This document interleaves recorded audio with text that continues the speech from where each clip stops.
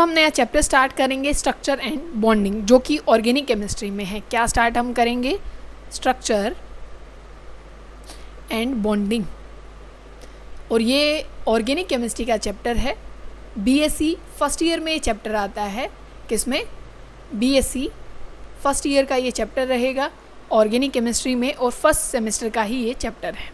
ठीक है, हम पूरी ऑर्गेनिक केमिस्ट्री करेंगे फर्स्ट ईयर की, इनऑर्गेनिक भी करेंगे और फिजिकल केमिस्ट्री भी करेंगे। आज से हम क्या शुरू कर रहे हैं? ऑर्गेनिक केमिस्ट्री स्टार्ट कर रहे हैं। अब स्ट्रक्चर और बॉन्डिंग में सबसे पहले आपको ऑर्गेनिक केमिस्ट्री का एक बैकग्राउंड पता होना चाहिए कि पहले सोच क्या थी ऑर्गेनिक केमिस्ट्री के लिए। ठीक है, अब देखो ऑर्गेनिक केमिस्ट्री में जो सबसे पहले एक थ्योरी दी गई थी, वाइटल थ्योरी, आपने सुना होगा 11th क्लास में आपने पढ़ा था। उस समय क्या सोचा जा रहा था कि भाई जो वाइटल थ्योरी है कि ऑर्गेनिक कंपाउंड किसी जादू से बनते हैं, मतलब अपने आप बनते हैं। ठीक है, उनके पीछे की क्या फोर्सेस हैं भाई वो हमें नहीं पता।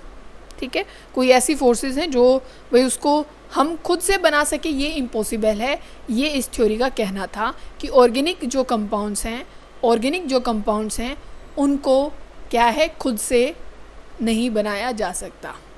ठीक है, आप इसको जीओसी का पार्ट भी बोल सकते हैं बच्चों, जनरल ऑर्गेनिक केमिस्ट्री। अब देखो इतनी बात आपको समझ में आई। फिर एक साइंटिस्ट रहे, ये बात जो थी वाइटल थ्योरी 1815 की बात है, 1815 की। ठीक है, और ब्रेज़िलियस ने ये थ्योरी को बताया था। किसने? ब्रेज़िलियस ने। फिर किसके बारे में बात हुई कि भाई ऐसा नहीं है कि इसको कोई ऐसी फोर्सेस ही बनाती हैं। फिर पता लगा कि भाई जो वुलर थे उन्होंने कहा कि भाई इसको प्रिपेयर किया जा सकता है, इनऑर्गेनिक कंपाउंड का यूज़ करके बनाया जा सकता है, उन्होंने ये भी बोला। ठीक है, किसने? वुलर ने। उन्होंने बताया कैसे। उन्होंने यूरिया सबसे पहले बनाया। ठीक है, उन्होंने यूरिया बनाया इनऑर्गेनिक कंपाउंड का यूज़ करके। और वो कौन कौन से इनऑर्गेनिक कंपाउंड थे? एक तो था अमोनियम सल्फेट। क्या था बच्चों? Ammonium sulphate. कई बार ये पूछ लिया जाता है कि यूरिया जो बनाया गया था सबसे पहले वो कौन सा इनऑर्गेनिक कंटेंट को यूज़ करके बनाया गया था? तो एक तो अमोनियम सल्फेट बच्चों, और प्लस में जो यूज़ किया गया था वो पोटेशियम साइनेट यूज़ किया गया था, KCNO।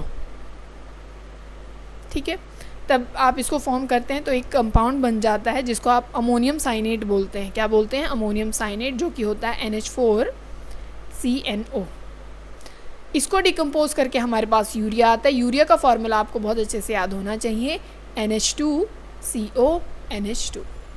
इसको आप क्या बोलते हैं? यूरिया। इधर भी NH2 है, इधर भी NH2, और बीच में क्या है? CO। ठीक है, ये किसने बनाया? वुलर ने। फिर जो काम किया गया वो किया गया लैब में, जिन्होंने इनऑर्गेनिक कंपाउंड का यूज़ करके ऑर्गेनिक कंपाउंड बनाया लैब में, एसिटिक एसिड। जो कौन थे वो साइंटिस्ट? कोल्ब्स। आपने कोल्ब रिएक्शन पढ़ी है जहाँ पे आप एसिटिक एसिड को बनाते हैं। कौन थे ये साइंटिस्ट? कोल्ब्स। ठीक है, OLBE। ठीक है, कोल्ब्स ने एसिटिक एसिड को फॉर्म किया था। किस में? लेबोरेटरी में। ठीक है, फिर बात की जाए कि जो ऑर्गेनिक केमिस्ट्री है पहले उसको क्या समझा जा रहा था, आज उसको क्या समझा जा रहा है। ठीक है, ऑर्गेनिक केमिस्ट्री देखो, पहली बात तो आपको पता है भाई ये एक ब्रांच है केमिस्ट्री की। ठीक है, जहाँ पे क्या होता है कि कार्बन कंटेनिंग कंपाउंड्स होते हैं। ठीक है, वहाँ पे मेन आपको जो मिलेगा वो क्या मिलेगा? कार्बन कंटेनिंग जो होंगे वो कंपाउंड्स वहाँ पे होंगे। ठीक है, मेन वो रहेगा। जैसे उसमें हाइड्रोकार्बन के सारे डेरिवेटिव, ये सारी चीज़ें, और बाद में तो और डेवलप होने लग गया। आपने हाइड्रोसाइक्लिक केमिस्ट्री और बहुत सारी चीज़ें आपने पढ़ी हैं, पर पहले इतना ही पढ़ा था भाई कार्बन के जो कुछ कंपाउंड रहेंगे वही ऑर्गेनिक केमिस्ट्री है। बाद में बहुत कुछ पता चलता गया। ये इसका सिर्फ क्या था बच्चों? बेस था। अब हम पढ़ेंगे कि बॉन्डिंग कैसे होती है, क्योंकि मेन तो कार्बन है, तो हम सबसे पहले कार्बन को पकड़ेंगे। कार्बन हमारे पास है, कन्फिग्रेशन क्या होती है बच्चों? 1s2, 2s2, और क्या होता है? 2p2। इतना ही होता है। अब ये देखो कि ये किस तरीके की बॉन्डिंग करने वाला है। आपने पढ़ा है कि आयनिक बॉन्ड होता है। क्या पढ़ा है? आयनिक जो है वो बॉन्ड होता है। उसमें क्या है, या तो आप कंप्लीटली कोई डोनेट कर दे या कंप्लीटली कोई ले ले। ये दो ही चीज़ें होती हैं। अगर कार्बन लेता है तो 4 नेगेटिव होगा और कार्बन अगर देता है तो 4 पॉजिटिव होगा। पर इन दोनों काम करने में कार्बन की एनर्जी बहुत ज़्यादा लग जाएगी और ऐसा कोई चाहता नहीं कि भाई कोई ऐसा काम किया जाए जहाँ पे बहुत ज़्यादा एनर्जी लगे। वो स्टेबल नहीं होता, थर्मली वो प्रोसेस स्टेबल होगा नहीं। तो कार्बन ऐसा नहीं करता कि वो 4 ले ले या फिर वो 4 इलेक्ट्रॉन डोनेट कर दे। तो यहाँ पे आयनिक बॉन्ड तो आप खारिज कर दीजिए, ये असंभव है, ये नहीं बनेगा। ठीक है, यहाँ पे फिर बात आती है कोवलेंट बॉन्डिंग की कि भाई उसके पास कितने इलेक्ट्रॉन हैं। उसके पास 4 इलेक्ट्रॉन है, 4 उसको और चाहिए। वो क्या कर सकता है, वो शेयर कर सकता है। ठीक है, अब पर यहाँ से आपको कैसे पॉसिबिलिटी दिखाई दे रही है, क्योंकि भाई ये तो फुल्ली फिल्ड है। यहाँ पे P में अगर आप बनाएं, P ऑर्बिटल अगर आप बनाएं तो भाई 3 होते हैं उसमें और यहाँ पे ये 2 इलेक्ट्रॉन हैं। पर शेयर करने के लिए उतने आपके पास खाली भी तो होने चाहिए ना, उतने ऑर्बिटल खाली भी होने चाहिए कि भाई यहाँ पे एक इलेक्ट्रॉन डाल दिया जाए, एक इलेक्ट्रॉन और डाल दिया जाए। पर यहाँ तो ऐसा नहीं है। तो क्या किया जाएगा, सबसे पहले एक्साइटेशन किया जाएगा। क्या किया जाएगा, एक्साइटेशन, मतलब यहाँ एनर्जी दी जाएगी। ये जो S वाला इलेक्ट्रॉन है, जो कि क्या थे, इसमें 2 इलेक्ट्रॉन थे, इसको एक्साइट किया जाएगा। यहाँ से ये इलेक्ट्रॉन यहाँ से उठेगा, यहाँ से निकल जाएगा और वो यहाँ पे ट्रांसफ़र कर दिया जाएगा। अब देखो, एक ऑर्बिटल हाफ फिल्ड, दूसरा, तीसरा और ये चौथा, 4 ऑर्बिटल क्या हो गए हैं, यहाँ पे हाफ फिल्ड हो गए हैं। अब ये किसी और के साथ शेयर करने के लिए रेडी हैं। क्या है बच्चों, रेडी हैं। अब आप ये भी तो सोच सकते थे कि मान लो अगर आप CH2 बनाओगे और 2 इलेक्ट्रॉन तो यहाँ पे बचेंगे। एक तो आप CH2 बना रहे हैं और एक आप CH4 बना रहे हैं, तो आप क्या पाएंगे कि CH4 ज़्यादा स्टेबल होता है। CH4 क्या है, ज़्यादा स्टेबल होता है। ठीक है, इस बात को बहुत ध्यान से समझना, जो अभी समझाई जा रही है बहुत ध्यान से समझिएगा। ठीक है, देखो एक तो बात यहाँ पे क्या आ गई कि भाई अगर या तो एक्साइटेशन करा ली जाए या फिर हम रहने दें, ये 2-3 चीज़ें आ सकती हैं। या तो हम एक्साइटेशन करा दें या तो रहने देते हैं। देखो अगर आप CH2 बनाते हो और ये 2 इलेक्ट्रॉन छोड़ते हो तो आपके पास कन्फिग्रेशन कुछ ये बनती है। ठीक है, और P का जो ये सिस्टम था, ठीक है, तो यहाँ पे एक हाइड्रोजन इलेक्ट्रॉन अपना देगा, शेयरिंग करेगा, यहाँ करेगा और ये CH2 यहाँ पे बन जाएगा। क्या बन जाएगा, CH2, और ये 2 इलेक्ट्रॉन ये जो S वाले हैं वो आप यहाँ दिखा दोगे। ठीक है, ऐसा कुछ हो गया। अब यहाँ कहोगे भाई यहाँ तो एनर्जी लगेगी ही नहीं क्योंकि हमें एक्साइटेशन करानी नहीं पड़ी। बात आपको समझ में आई। और CH4 में क्या कराना पड़ेगा, S को भी यहाँ से एक मतलब इलेक्ट्रॉन यहाँ से उठा के और किस में ट्रांसफ़र करना पड़ेगा, P ऑर्बिटल में करना पड़ेगा। पर बच्चों यहाँ देखो, जो ये यहाँ पे तो सिर्फ 2 बॉन्ड बने हैं, यहाँ पे 4 बॉन्ड बनेंगे।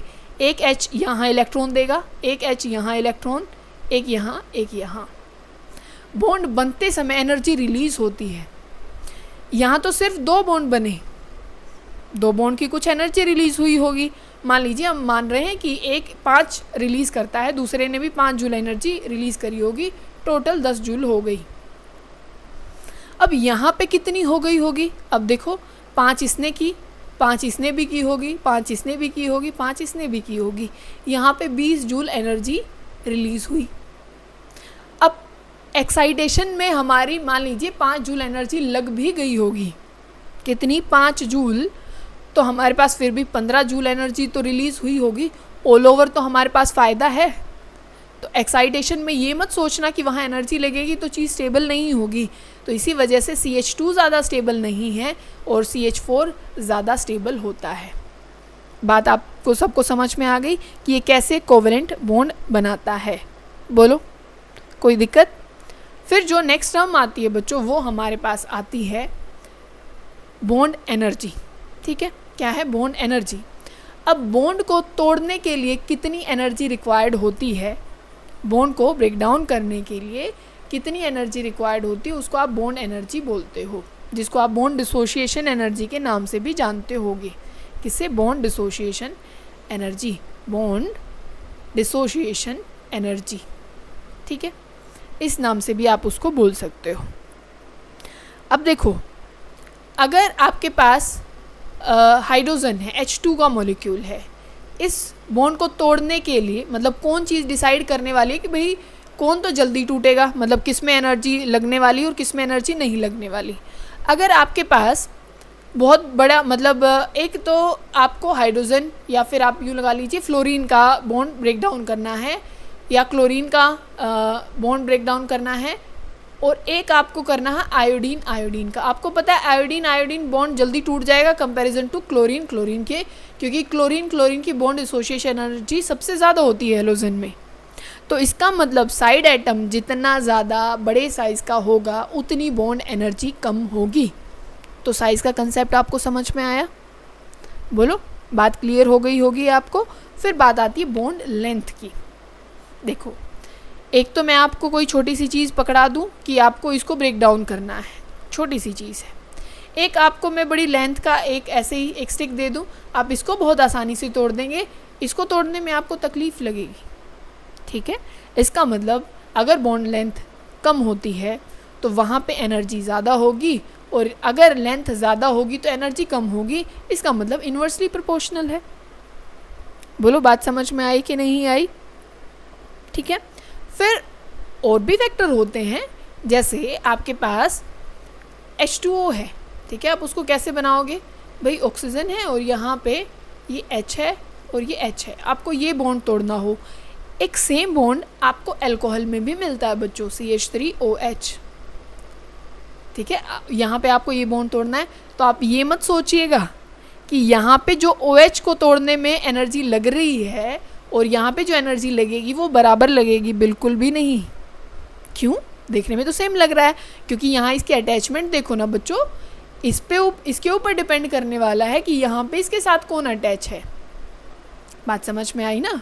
क्योंकि इसका सराउंडिंग दूसरा है और इसका कुछ और है, तो यहाँ पे एनर्जी अलग होगी।